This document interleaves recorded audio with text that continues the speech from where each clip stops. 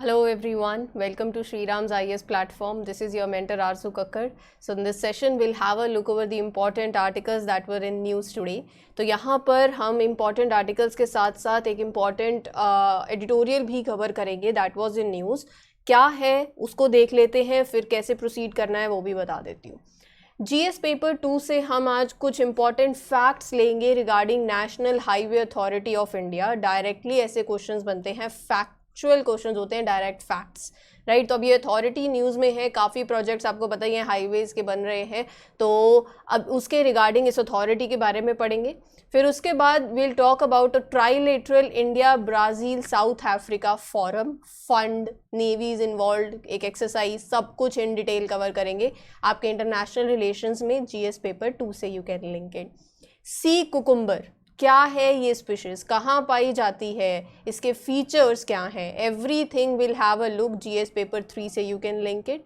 Extra judicial killings के बारे में यहाँ पर आपका क्या ओपिनियन है, क्या चैलेंजेस रहते हैं, क्या कॉन्स्टिट्यूशनल प्रोविजंस हैं इसके रिगार्डिंग, क्या सुप्रीम कोर्ट के जजमेंट में अगर कुछ हो, कोई अगर केस इन्वॉल्व है तो वो भी बात करेंगे. और ये अभी न्यूज़ में भी है हाल फिलहाल with respect to UP. So rather than entering into the political scenario, इसको एग्जाम पर्सपेक्टिव से देखते हुए मेंस प्लस प्रीलिम्स दोनों पॉइंट ऑफ व्यू से इसको कवर करेंगे, ठीक है. फिर उसके बाद बात करेंगे इंडिया ने जो MOU साइन किया है with the world food program, किस लिए किया है, क्यों किया है, क्या किसी दूसरे देश को आप कुछ हेल्प प्रोवाइड करना चाह रहे हो, तो वो सब कुछ कवर करेंगे. वर्ल्ड फूड प्रोग्राम के बारे में जानेंगे, you can link it paper 2.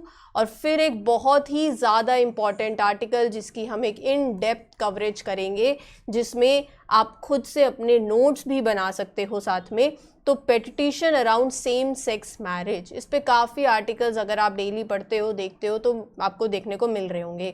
तो आज हम इस पर्टिकुलर आर्टिकल को इस सेशन के by the end of the session वो कवर करेंगे, अच्छे से करेंगे.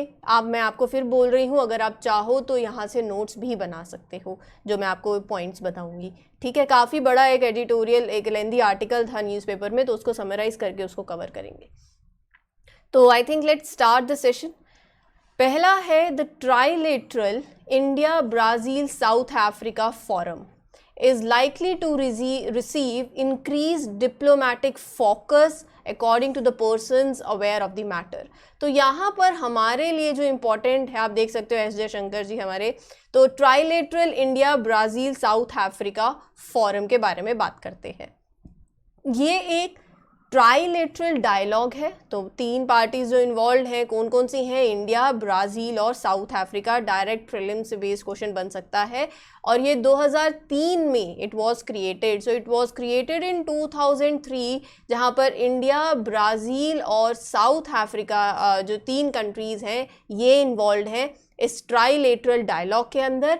And the grouping that was formulized under this name of IBSA dialogue, यानी कि इंडिया, ब्राज़ील और South Africa, under which declaration, under the Brasilia declaration. क्या होता है इसका, इस फोरम का ऑब्जेक्टिव क्या है? इस फोरम का ऑब्जेक्टिव है जो ग्लोबल इश्यूज हैं उन पे कोऑर्डिनेशन, आपस में more close coordination you can say between these 3 multicultural democracies, Asia, South America और अफ्रीका. कैसे आप कंट्रीब्यूट कर सकते हो, कैसे you can enhance your cooperation in the sector areas.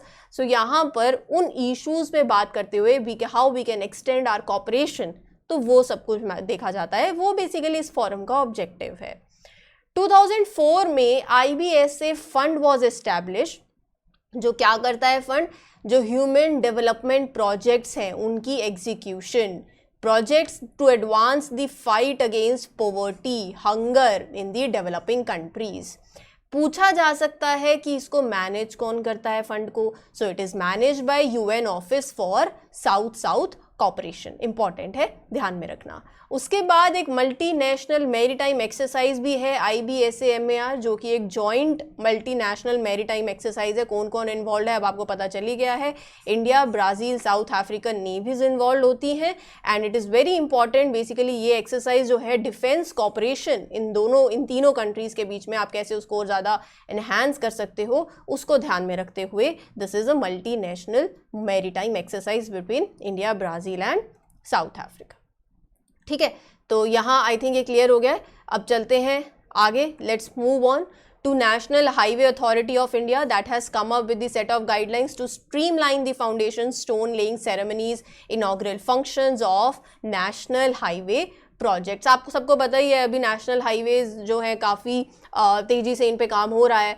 So national highway authority of India, सबको पता है, एवरीबडी नोज क्या पर्पस है इसका, नेशनल हाईवेज को मैनेज करना, मेंटेन करना, डेवलप करना। So it is a premier highway infrastructure creator entrusted with developing the national highways, managing the national highways and maintaining the national highways। सबको पता है, ये भी सबको पता होगा, जिन्हें नहीं पता है आज के सेशन से पता चल जाना चाहिए कि ये एक स्टैट्यूटरी बॉडी है और ये है under the control of ministry of road transport and highways.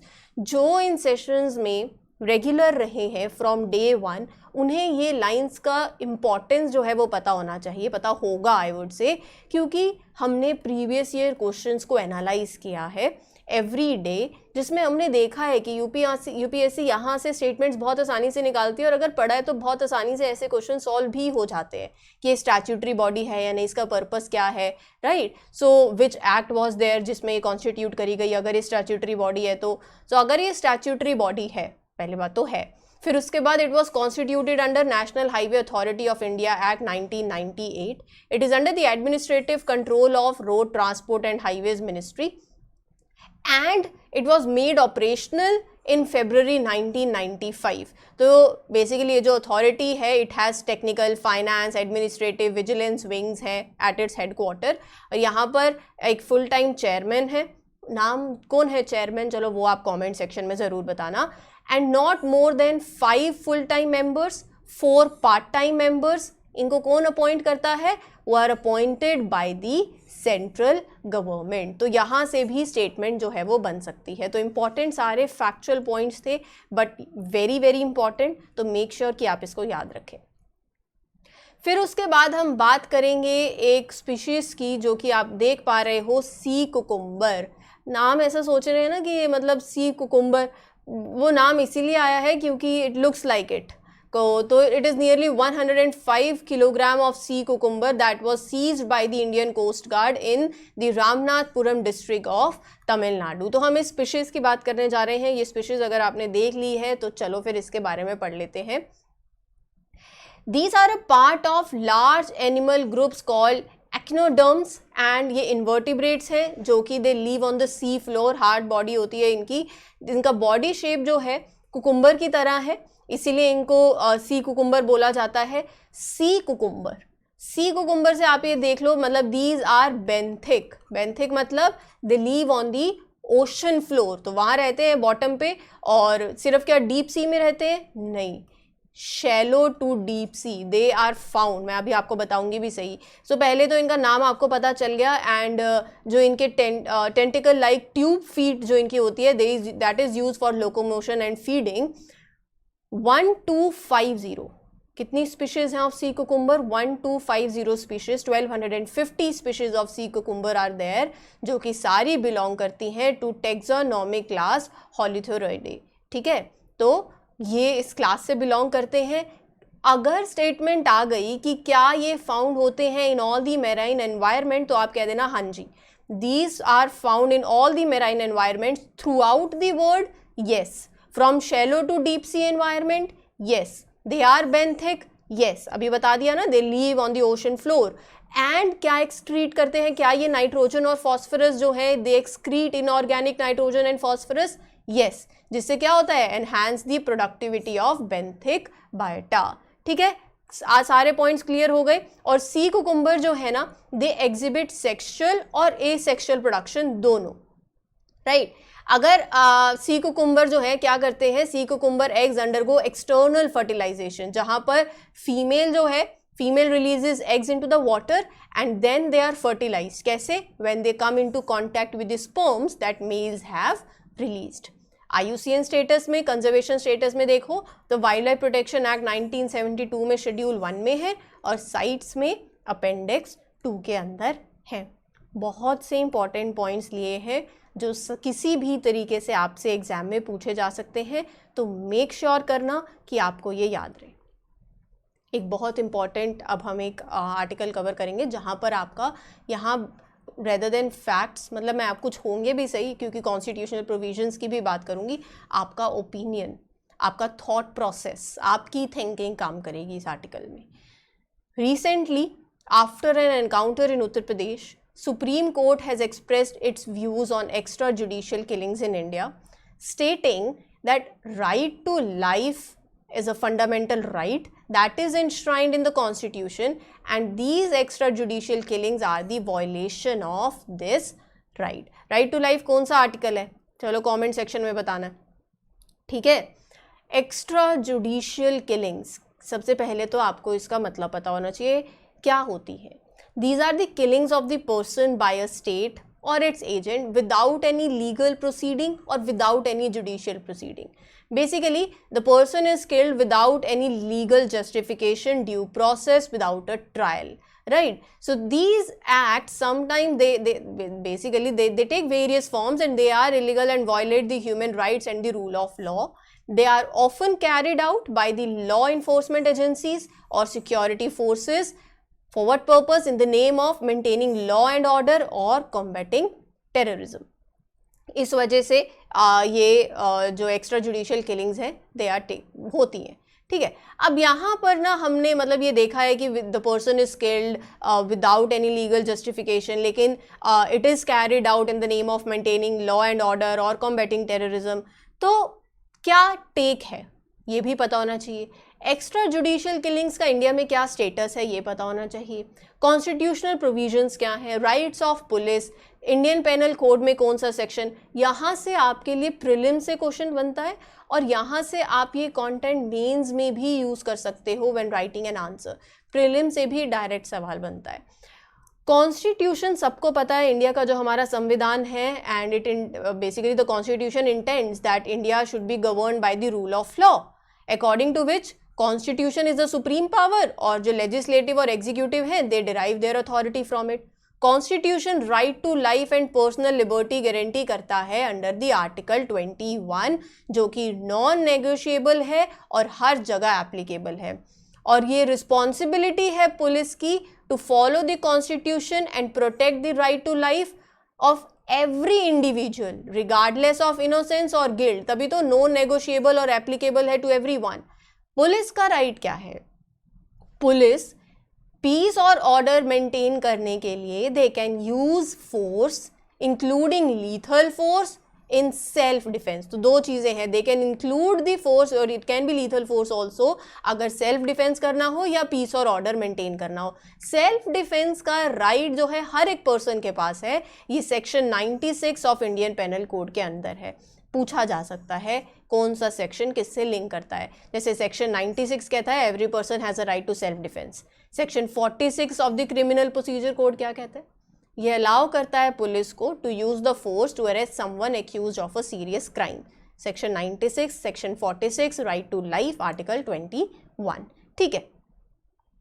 India में ये आपके मीन्स के पर्सपेक्टिव से इंपॉर्टेंट है। इंडिया में अगर मैं एक्स्ट्रा जुडिशियल किलिंग्स की बात करूं तो 813 cases of encounter killings last 6 year में इंडिया हैज़ रजिस्टर्ड, जिसमें 2016 से मतलब फ्रॉम अप्रैल 2016 अगर मैं देखूं तो छत्तीसगढ़ वो स्टेट है that has the most extra judicial killings and that is 259, Uttar Pradesh में 110 और असम में 79। तो ये ऑर्डर है। और इंडिया में India has witnessed or seen 15% decline, 15% decline in the encounter killing cases registered in 6 years till March 2022. The cases shot up by 69.5% in the last 2 years. Last 2 years में the cases shot up, but वैसे 6 सालों की बात करें तो over 15% decline जो है वो देखने को मिला है। अब यहाँ पर बात ये आती है कि what are the causes behind the extrajudicial killings? मतलब हमने देखा मेंटेनिंग लॉ एंड ऑर्डर के चलते एंड टू कॉम्बैट टेररिज्म, तो हमने पहले ही पॉइंट में उसकी बात कर ली थी कि they are often carried out by the law enforcement agencies in the name of maintaining law and order, right? What Supreme Court said in the recent years about the encounters, about the extrajudicial killings in India, they have raised concerns and the misuse of power also by the police. तो there are various reasons for that. मैं यहाँ पर पहले आपको ना एक case का नाम बता देती हूँ, that is people's union for, let me write it down for you, या people union for civil liberties versus state of Maharashtra. अगर आपसे पूछ लिया जाए कि ये केस किससे एसोसिएटेड है, तो सितंबर 2014 में सुप्रीम कोर्ट ने गाइडलाइंस इशू करी थी for investigating police encounters in the cases of death in this case. So basically ये केस जो है इसी से एसोसिएटेड है, जहां पर it involve registration of the first information report mandatory, involving the next of kin of the deceased in the inquiry, keeping written records of intelligence input. So काफ़ी guidelines जो है इशू करी थी, राइट? तो ये केस का नाम कभी यूज़ कर सकते हो, तो इसलिए ये याद में रखना. अब रही बात कॉजेज़ की, रही बात रीजंस की, मतलब क्यों होते हैं, या there can be different reasons, but यहाँ पर ना जनरली मैं अगर आपको 2-4 पॉइंट्स बताऊँ तो people support, sometimes people also support such killings because they believe that the court system won't provide timely justice. एक तो timely justice की यहाँ पे बात आ जाती है, क्योंकि हम बोलते हैं pendency रहती है ना, so timely justice जो है that can be one of the causes. फिर उसके बाद more encounters will serve as the achievement in maintaining the law and order, जिसके चलते हम बोलते हैं कि encounter हुआ, right? And it creates a sense of fear also among the potential criminals. ये इसके प्लस में जो बातें जा रही हैं, right? So the officers who are involved, they are basically there is a hero worshipping, and there are various other reasons for this also, right? लेकिन आपका क्या टेक है, ये मैंने आपके प्लस में जो हैं पॉइंट्स बताए, लेकिन eight the same point of time what do you think, what is your opinion and with regard to this the encounter killings that are increasing, is it resulting in the human rights violation, or what is your take, right? Do mention your points कि जब आप mains के अगर एक answer लिखना चाहें तो how you will write that answer. ठीक है जी, तो यहाँ मैंने इस एडिटोरियल आर्टिकल को बहुत अच्छे से कवर किया है. अब चलते हैं आपके अगले आर्टिकल के ऊपर, that is India has signed MOU, memorandum of understanding, किसके साथ? वर्ल्ड फूड प्रोग्राम के साथ, to send 10,000 metric tons of wheat to Afghanistan. Afghanistan को 10,000 metric tons of wheat send करना इंडिया ने साइन किया उसके रिगार्ड में एक MOU, किसके साथ? वर्ल्ड फूड प्रोग्राम के साथ. वर्ल्ड फूड प्रोग्राम एक ऐसा प्रोग्राम जिसका विजन क्या है? जिसका विजन है हमारे SDG, सबको पता है, सस्टेनेबल डेवलपमेंट गोल्स. तो SDG 2 है एक. SDG 2 क्या कहता है? क्या कहता है SDG 2? Zero hunger. तो इसका विजन है to eradicate that food insecurity, to eradicate hunger, जो SDG 2 की हम इम्प्लीमेंटेशन की बात कर रहे हैं, ज़ीरो हंगर की.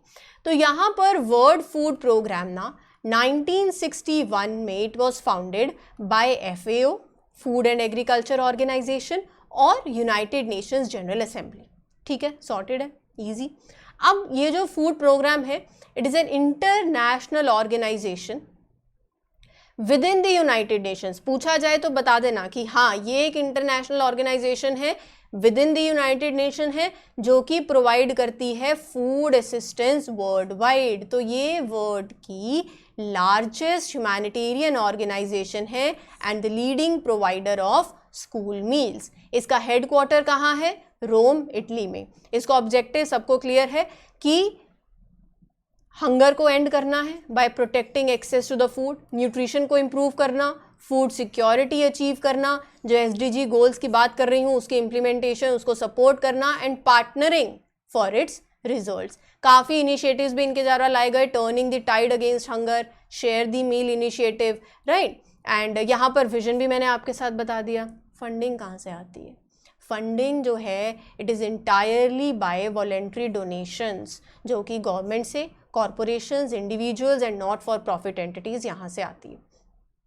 वर्ल्ड फूड प्रोग्राम को जो इन्होंने एफर्ट्स दिखाए to this program to combat the hunger, so world food program has been awarded the Nobel prize for peace 2020 में। इंडिया के साथ भी वर्ल्ड फूड प्रोग्राम वर्क कर रहा है सिंस 1963। किस लिए? अब किस लिए तो पता ही चल गया ना, क्योंकि विजन पता है, to improve the efficiency, accountability, transparency of India subsidise food distribution system, food insecurity को उसकी मॉनिटरिंग करना, मैपिंग करना and fortification of government distributed food. ठीक है, तो ये हो गया आपका वर्ल्ड फूड प्रोग्राम के ऊपर। अब चलते हैं आज के काफ़ी एक लेंदी आर्टिकल जो था आपके पेपर में था, जिसको हम बहुत अच्छे से आज यहाँ कवर करेंगे। That was the petitions around same sex marriage. तो ये एक आर्टिकल बहुत मतलब इसमें काफ़ी आप अपने मेंस के लिए पॉइंट्स ले सकते हो, क्योंकि यहाँ इस आर्टिकल में अगर आप देखो तो कुछ आर्ग्यूमेंट्स फेवर में भी दिए गए हैं और कुछ आर्ग्यूमेंट्स फेवर में दिए हैं और कुछ आर्ग्यूमेंट जो उसके माइनस साइड में चले जाते हैं तो उस पर भी दिए हैं। तो आप दोनों को यूज़ कर सकते हो, राइट।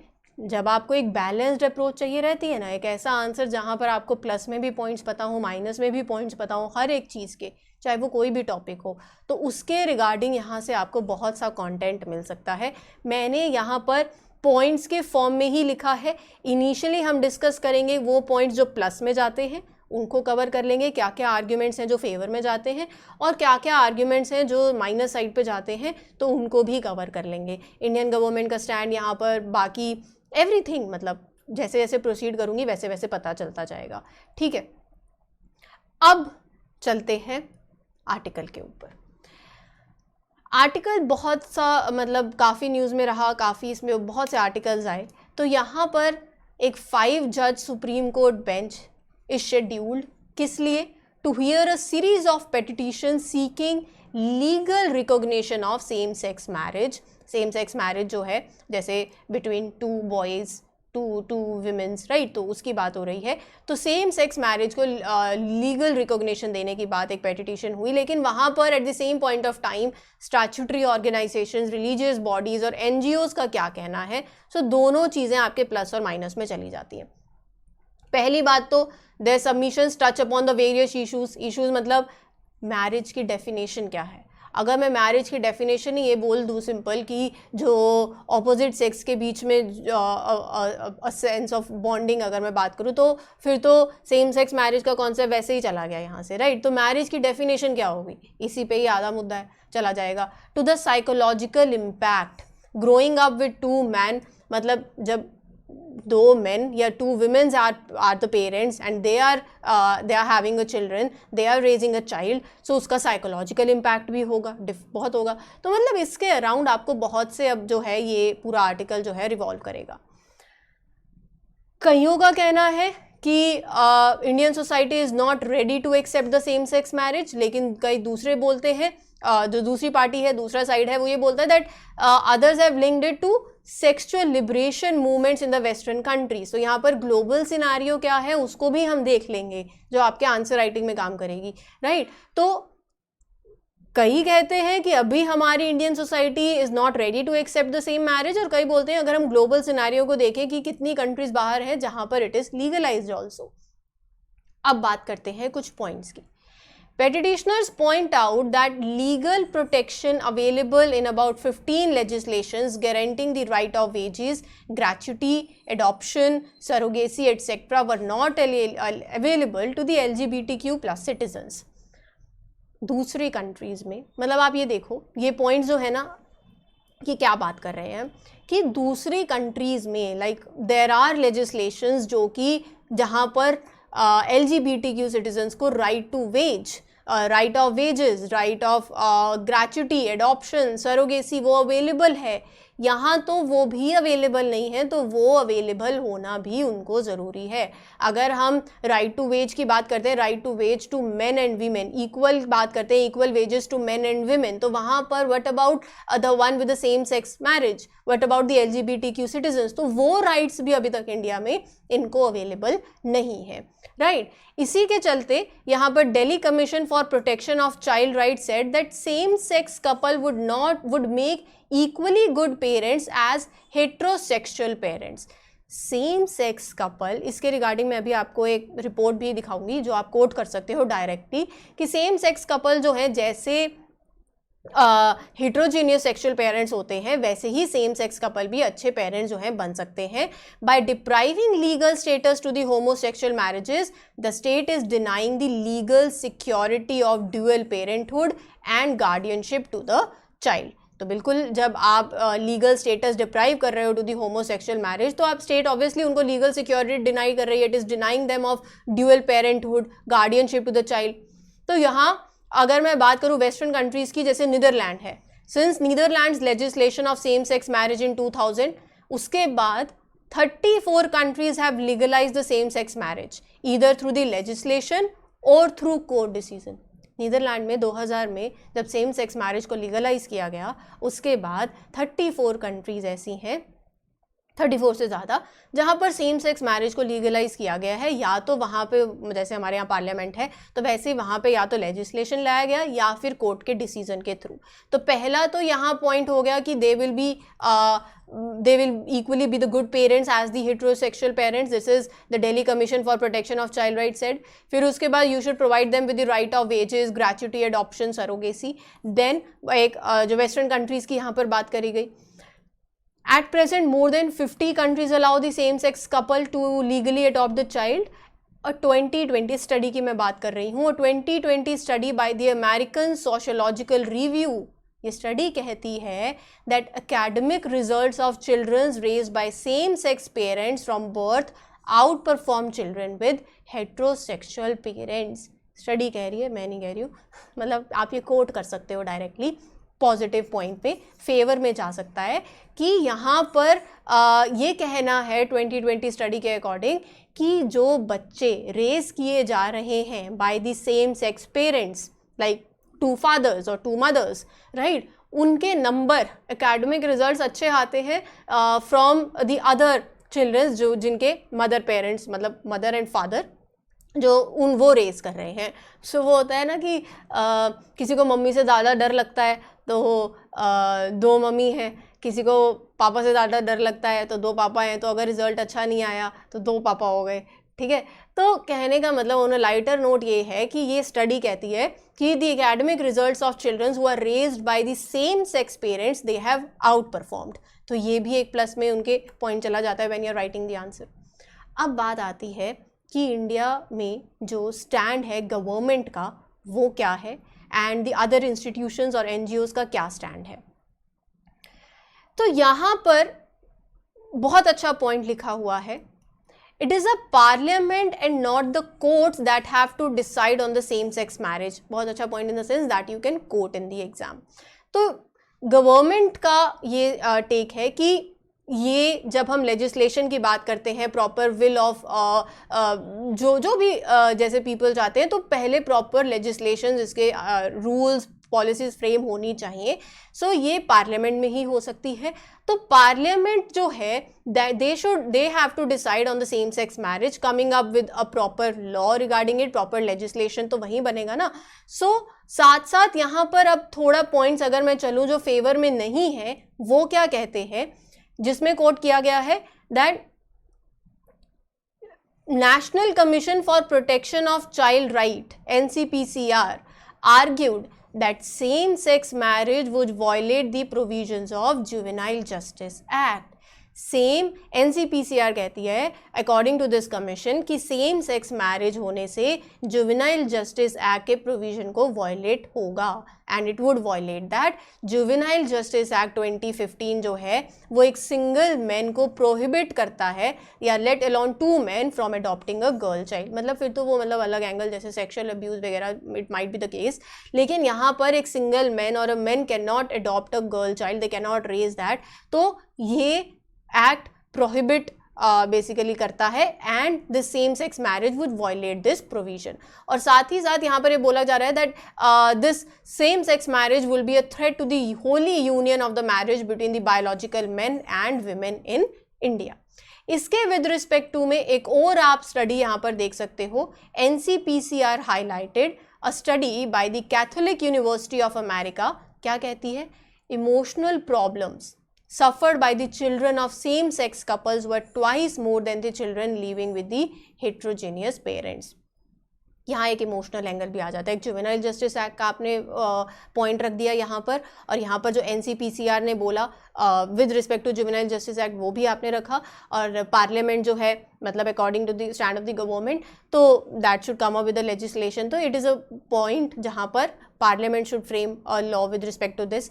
सो NCPCR हाईलाइटेड कि जो according to the study by the Catholic University of America that you can directly coat in your exam, जो बच्चे who are raised with the childrens of same sex couples, emotional problems वो ज़्यादा suffer करते हैं twice then the children who are living with the heterogeneous parents. So overall they have mentioned that a proper legislative system needs to be adopted regarding the same sex couples, and this legislative system, if you want to have this proper legislative system, it will be done in the parliament, right? अब कुछ religious bodies और NGOs का point भी यहाँ पर है जो आप यहाँ देख सकते हो कि उनका क्या टेक है, that you can use that goes in the negative side of it. Shri Sanatan Dharma Pratinidhi Sabha open that the concept of same sex marriage is catastrophic and it would have a pernicious effect on the Indian culture। फिर उसके बाद मनुस्मृति का यहाँ पर you can मतलब coat किया गया है a religious text that states to be mothers were women created and to be fathers men। तो ये जो पॉइंट्स हैं जो सेम सेक्स मैरिज के माइनस में जाते हैं, तो यहाँ पर रिलीजियस बॉडीज़ और NGOs के टेक है। Jamiat Ulama Hind also oppose the same sex marriage. क्या stated that marriage between the opposite sex is like the basic feature, marriage का बेसिक फीचर है the marriage between the opposite sex. Similarly the Telangana Markazi Shia Ulema council also claim that after persons raised by same sex couples were much more likely to suffer from depression, कि जो person that were raised by the same sex couples वो emotional angle आ गया, depression, low academic achievement और unemployment, they are much likely to suffer that according to this council। फिर अखिल भारतीय संत समिति said to keep husband and wives together is a law of nature, कन्यादान and saptapadi have basic importance in the Hindu marriages. तो various religious bodies और NGOs का जो कहना है वो मैंने यहाँ पर आर्टिकल में कोटेड था, जिसको आपके लिए पॉइंट्स में रख दिया है, आप इनको यूज़ कर सकते हो डायरेक्टली अपने आंसर्स के अंदर। So it's overall it says that Indian society requires more time to be sensitize. जब आप इसके वे फॉरवर्ड में मेंशन करना चाहो या कंक्लूड करना चाहो, कैसे आप इसमें फिर लास्ट में आ सकते हो, in order to accept same sex union, understand their impact on the society and marriage, matlab it is a call for justice NGO argues that marriage flows from natural law. Any amendment in the institution of marriage must flow from popular will as expressed through legislature। तो कहने की बात यही है कि अगर आपने कुछ भी इसमें अमेंडमेंट करना है, so that should come through the legislature, that should come through a law, a well expressed a law बनना चाहिए, that will come through the legislature, through the Parliament of India, right. So ये आपके पास कुछ points हैं जो आपके plus में भी काम कर सकते हैं, and then you can also agree और डिसएग्री की बात होती है ना, तो एक बैलेंस्ड अप्रोच के साथ how you can conclude the answer, वो मैंने आपको यहाँ एक पॉइंट्स दे दिए हैं। आई होप कि आपको ये सेशन अच्छा लगा होगा। अगर वीडियो अच्छी लगती है, all you need to do is subscribe to the channel, don't forget to like these sessions and share it with the other friends also. This is your mentor signing off for this session. We'll meet you in the next one. Till then, take care everyone. Good luck. Good wishes.